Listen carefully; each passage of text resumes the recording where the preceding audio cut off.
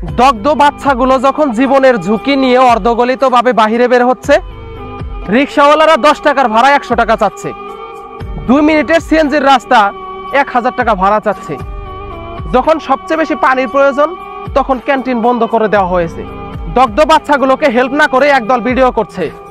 বাচ্চাদের ID card আছে কিন্তু সেখানে কোনো ব্লাড গ্রুপ লেখা নেই।